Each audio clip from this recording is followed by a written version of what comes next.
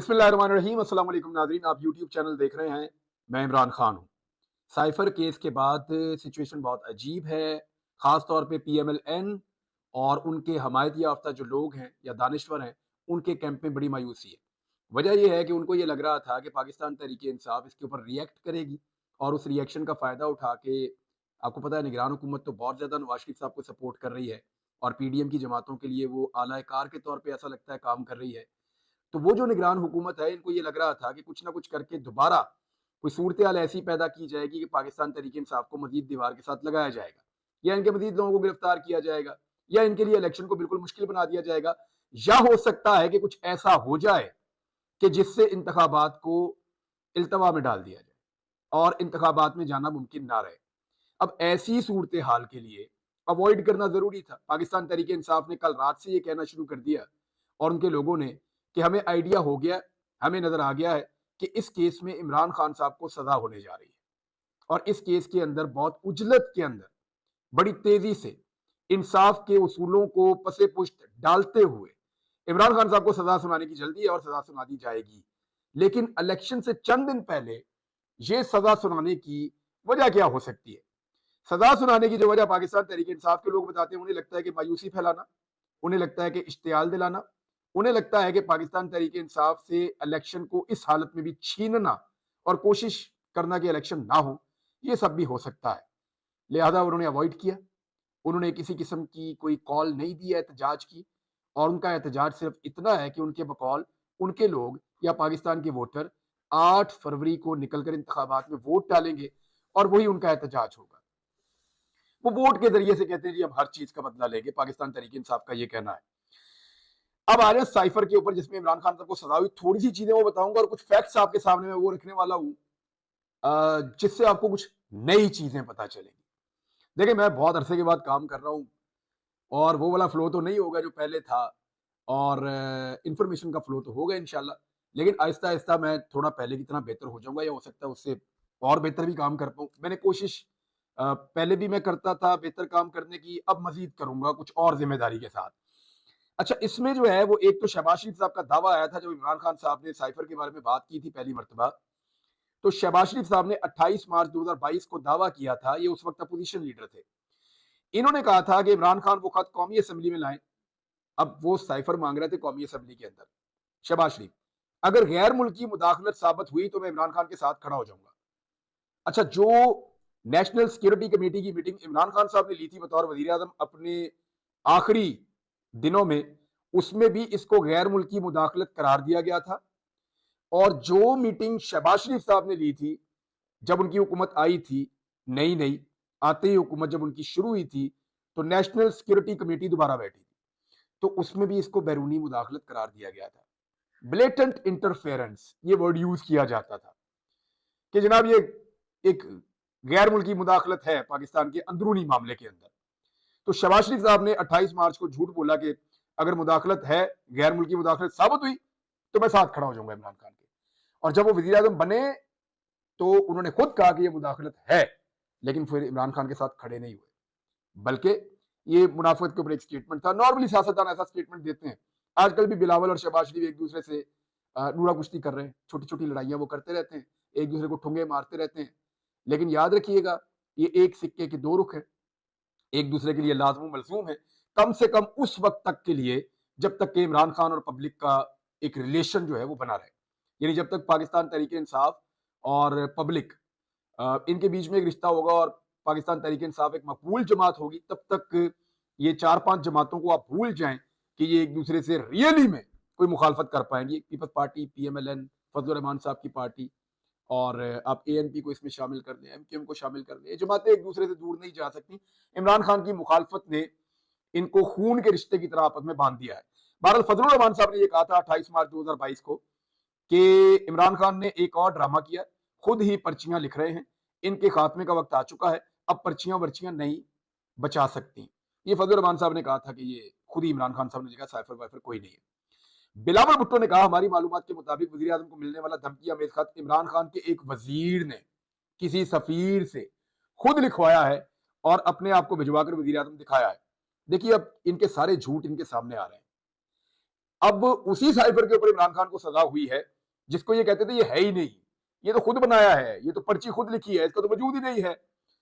अच्छा, अब 31 मार्च को जब कौमी सलामती कमेटी का इजलास हुआ और उसके अंदर जब ये सारी चीजें सामने आई, तो 5 अप्रैल 2022 को मरियम नवाज ने कहा कि वज़ीर आज़म इमरान खान की जानिब से 27 मार्च को जलसे में लड़ाए गए खत को उन्होंने जाली करार देते हुए दावा किया कि मज़कूरा खत की ड्राफ्टिंग दफ्तर खारजा में बैठकर की गई है। उन्होंने कहा ना ये खत था ना है, ये महज एक ड्रामा है। अब उसी के ऊपर इमरान खान को सजा हुई है। शाहिद खकान अब्बासी ने कहा था कि ये खत है ही नहीं, ये तो सिर्फ एक ड्रामा है, और उसी खत के ऊपर अब इमरान खान को सजा हुई है। अच्छा, फिर इमरान खान साहब की हुकूमत गिर गई, बहुत सारे लोगों ने बहुत सारी बातें की, हमारे बहुत सारे सहाफ़ी हैं, एक ने तो ये भी कहा कि मैं सहाफ़त ही छोड़ दूंगा अगर ये खत साबित हो गया तो, या ये साबित हो गया कि कोई ऐसा साइफर मौजूद है, मैं सहाफ़त ही छोड़ दूंगा। आज साबित नहीं हुआ, आज इमरान खान को उसके ऊपर सजा हो गई है, तो वो सहाफ़ी सहाफ़त छोड़ देंगे? Is it possible? ऐसे दावे नहीं करने चाहिए और ऐसे झूठ बोलने नहीं चाहिए जो कल को आपके पकड़े जाते हैं। 5 अक्टूबर 2022 को मरियम नवाज ने अपना बयानिया बदल दिया। उन्होंने कहा कि साइफर लाखों आते रहते हैं, और पहले जिस साइफर को वो ड्रामा कह रही थी, बाद में उन्होंने उस साइफर को कबूल कर लिया। फिर कहा जी साइफर गुम कर दिया, कभी कहते थे साइफर जो है उसका गलत फायदा उठा लिया, कभी कहते थे जी गद्दारी कर दी। तो इस साइफर को लेकर सब लोगों ने अलग अलग मौकिफ रखा। वो हर उस मौकिफ को अपनाना चाहते थे जिससे इमरान खान को डैमेज हो, लेकिन अल्टीमेटली हुआ क्या? एक फैसला हो गया। अब ये फैसला जो है, इसमें सब के सब जो मोअज़्ज़िज़ जज जिन्होंने ये फैसला दिया है, उनके फैसले के ऊपर तनकीद कर रहे हैं और टिका के तनकीद कर रहे हैं। हक है कि आप फैसले के ऊपर उसको सही या गलत कह सकते हैं अपनी अपनी दानिश में। आप उसको गलत भी कह सकते हैं, नाइंसाफी वाला भी कह सकते हैं, फैसला है वो। अब मुझे ऐसा लगता है कि जो मज़कूरा जज हैं, उनके फैसले ने इमरान खान साहब पे बहुत बड़ा एहसान किया है।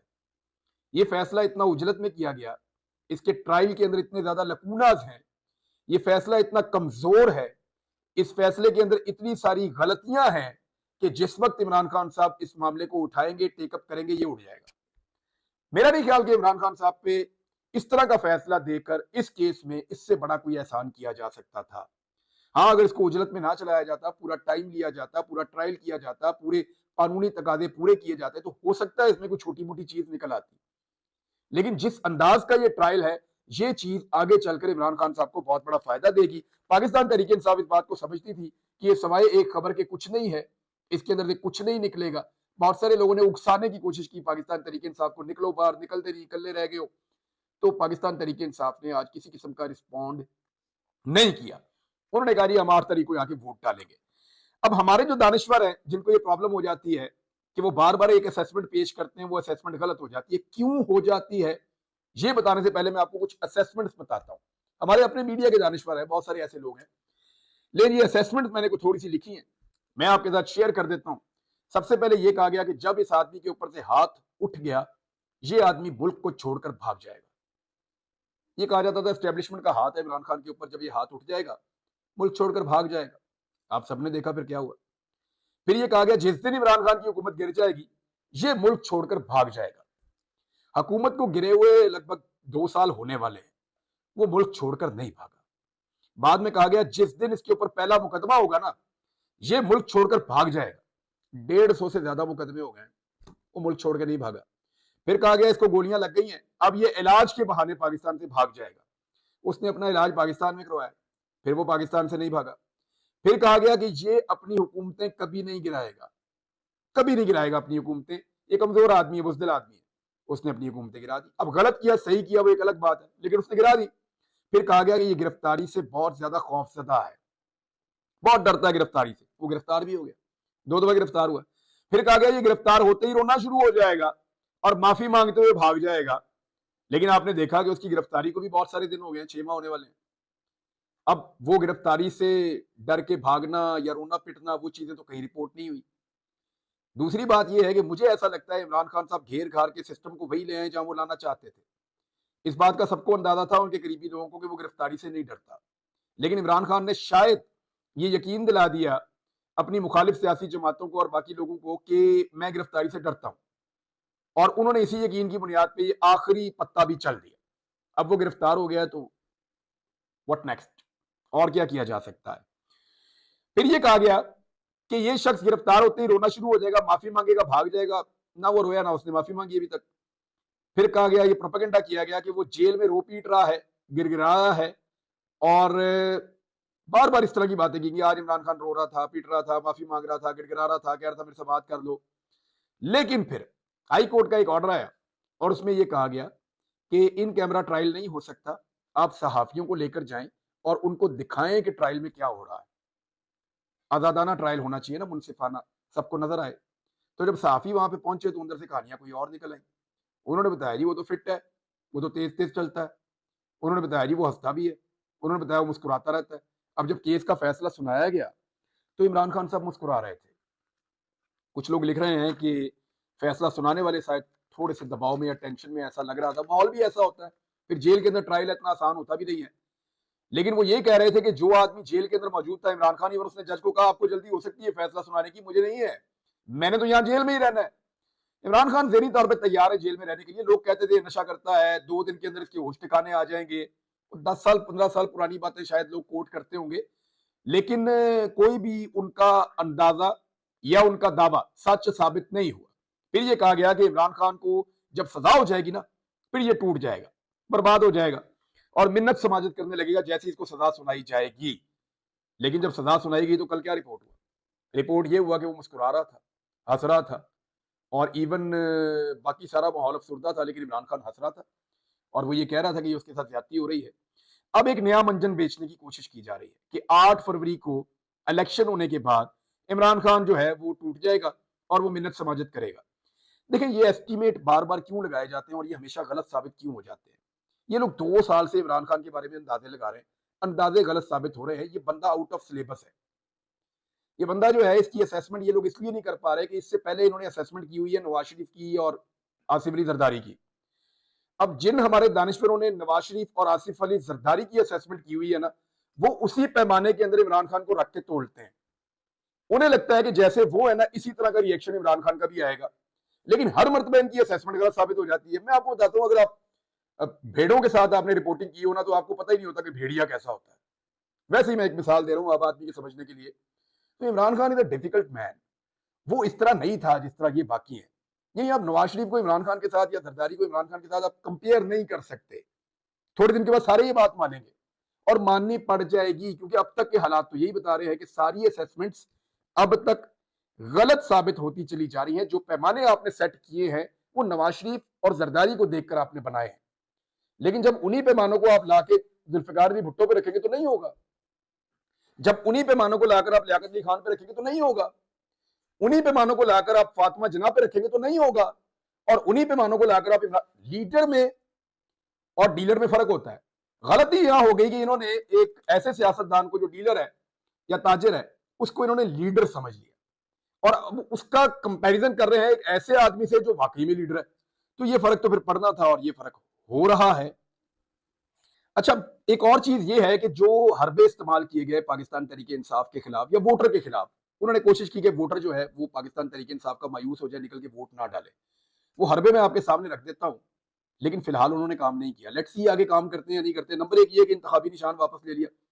पहले इलेक्शन कमीशन पे बहुत तनकीद हुई, फिर काजी फायद ईसा पे बहुत तनकीद हुई और आइंदा भी होगी काजी फायद ईसा पे तनकीद, और काजी फायद ईसा साहब पे होती भी रहेगी और होनी भी चाहिए तनकीद।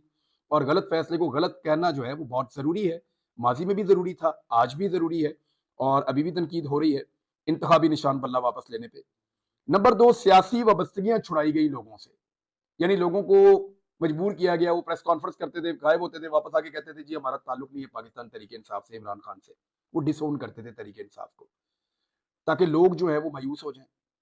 फिर कागजात छीनने का आगाज हुआ। जब इलेक्शन हुआ, कागजात जमा करवाने की बात हुई, कागजात छीनना शुरू कर दी। यानी ये पाकिस्तान की तारीख में पहली दफा हुआ। आज तक हमने नहीं देखा कभी किसी के कागजात छीने गए, कागजात छीने जा रहे थे। तो जो कागजात बड़ी मुश्किलों से जमा हो गए वो कागजात मुस्तरद करवाने का आगाज हुआ और पाकिस्तान की तारीख में रिकॉर्ड कागजात मुस्तरद हो गए। वो अलग बात है कि अदालतों में जाके उनमें से बेशतर जो है वो मंजूर हो गए, लेकिन रिकॉर्ड कागजात मुस्तरद हुए पाकिस्तान की तारीख में। इससे भी वोटर को मायूस करने की कोशिश की गई। फिर एक कुछ जो हम ख्याल सहाफी हैं उनके जरिए से बयानियां फैलाया गया, जिसमें सोहेल वड़ाइच साहब हैं, कुछ नए लोग हैं, पुराने लोग हैं। वो ये कहते हैं कि कबूलियत नहीं है जी इमरान खान की, ताकि जो वोटर है वो ये सोचे कबूलियत ही नहीं है तो हुकूमत तो आनी नहीं इमरान खान की, लिहाजा मायूसी फैलाने की कोशिश की गई। फिर जाली सर्वे करवाने शुरू किए गए। ये बिल्कुल वैसे जाली सर्वे हैं जैसे 17 जुलाई वाले इलेक्शन से पहले होते 2022 में। उस वक्त यही सर्वे करने वाले लोग कह रहे थे कि पीटीआई की 1 सीट है या 2 सीटें हैं। मैं आपसे अर्ज कर रहा था कि 15 या 16 वो जीत जाएंगे, तो वो जीत गए, 15-16 सीटें जीत गए वो। तो उल्टा हो गया कि पीएमएलएन को जो है वो 3 सीटें मिली, और वो भी टका के शदीद धांधली करने के बाद कि हमजा शहबाज खुद वजीर आला पंजाब है और वो अपनी वजारत आला के अंदर इलेक्शन करवा रहा है और उसकी पार्टी इलेक्शन लड़ रही है, और वो सिर्फ 3 या पता नहीं 4 सीटें, एक आजाद था, वो इस तरह जीते हैं, बाकी पीटीआई जीत की सारा इलेक्शन 20 में से। तो अभी उस तरह के जाली सर्वे दोबारा किए जा रहे हैं। अब जाली सर्वे जो हैं उनमें ये बताने की कोशिश की जा रही है कि इमरान खान तो मकबूल ही नहीं है, लेकिन वो जमीनी हकायक से उनका कोई ताल्लुक नहीं है। इमरान खान साहब ने इन जाली सर्वे का पोल खोल दिया, क्योंकि रोजाना पोल खुलता है, किसी ना किसी जलसे में लोग बात ही नहीं सुन रहे होते, मियाँ साहब अकेले बोली जा रहे होते हैं, लोग खाना खाने आते हैं, शक्ल देखने आते हैं, फिर वो निकल जाते हैं। जब जलसे में मियाँ साहब बोलना शुरू होते हैं, लोग निकलना शुरू कर देते हैं उसी वक्त। ये भी एक प्रॉब्लम है। पुलिस उस दिन डंडे मार रही थी एक जलसे में कि तुसी आए हो तो गल पूरी सुन के जाओ मियाँ साहब दी। लोग कह रहे थे बस सुन ली गल, सानू जान दो। पुलिस उनको डंडे मार रही थी। अब एतवार को जो इमरान खान साहब ने एक रैलीज निकालने का कहा, तो जिस तरह पाकिस्तान भर में लोग निकले, उसके बाद वो जो सर्वे वाला काम है वो भी धड़म हो गया। एक चीज ये की गई कि इमरान खान साहब को उजलत में सजा सुना दी गई, और सजा इसलिए सुनाई गई ताकि मायूसी मजीद फैल जाए कि 10 साल तो इस बंदे ने आना ही नहीं, लिहाजा इसको वोट डालने का फायदा क्या है। और अब जो फाइनली कहा जा रहा है, या आने वाले दिनों में ज्यादा कहा जाएगा, वो ये कि बंदे इमरान खान को छोड़ जाएंगे, बंदे इमरान खान को छोड़ जाएंगे, क्योंकि ये आजाद नशिस्तों पे इलेक्शन लड़ रहे हैं, ये पार्टी के बाउंड नहीं होंगे।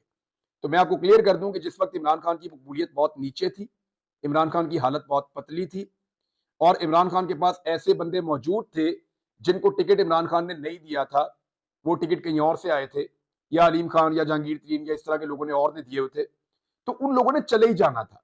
तो उस वक्त भी इमरान खान के जब बंदे तोड़े गए थे तो 10% बंदे नहीं तोड़े जा सके थे, यानी 20 बंदे टोटल टूटे थे उस वक्त इमरान खान की, पूरा जोर लगाने के बाद उस वक्त बुरे तरीन हालात में।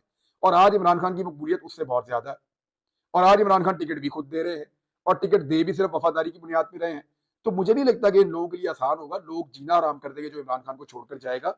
वो मुश्किल है, वो मुश्किल है। वो पार्टी अब एक और लेवल पे है। ये अलग बात है कि वो इलेक्शन जीतते या नहीं जीतते, इलेक्शन किस तरीके से होता है, धांधली के ऊपर या धांधली की कोशिशों के ऊपर और धांधली को रोकने के ऊपर हम कुछ और वीलॉग्स करेंगे। लेकिन मियां नवाज शरीफ साहब के लिए बुरी खबर है, उनके साथ बहुत गलत हुआ है, इस पे बात करेंगे हम अगले कुछ वीलॉग्स में। इकोनॉमी के ऊपर भी मैंने बात करनी है, कुछ दीगर चीजों पर भी बात करनी है, लेकिन एक चीज मैं कहना चाहूंगा कि मुझे शुक्रिया अदा करना है chief justice Lahore high court का, खास तौर पे। ये मेरे वालिद साहब ने मुझे बताई बात, मेरे भाइयों ने मुझे बताई, मेरे दोस्तों ने बताई कि उन्होंने बड़े दर्द दिल के साथ आवाज उठाई। कुछ और लोगों ने भी आवाज उठाई, वकुला का बहुत शुक्रिया अदा करूंगा, सहाफियों का, सबका, सबके नाम नहीं ले सकता, लेकिन उनका इसलिए कहूंगा कि उन्होंने बड़ी कोशिश की कि मुझे बाजियाब करवा लिया जाए। उन्होंने बड़ी कोशिश की कि मैं अपने घर वालों के पास, अपने बच्चों के पास वापस आ जाऊं। अल्हम्दुलिल्लाह मैं वापस भी आ गया, अल्लाह का लाख लाख शुक्र है। मैं अब काफ़ी पहले से बेहतर भी हूँ, और अल्लाह का बेशुमार शुक्र है कि मैं अपना काम भी दोबारा शुरू कर चुका हूँ। चीफ जस्टिस साहब का मैं दोबारा शुक्रिया अदा करना चाहूँगा। अल्लाह ताला उनको इसकी जज़ा देगा। उन्होंने मुझे इंसाफ दिलाने के लिए कोशिश की। बाकी चीज़ें बहुत सारी है, मैंने बहुत सारी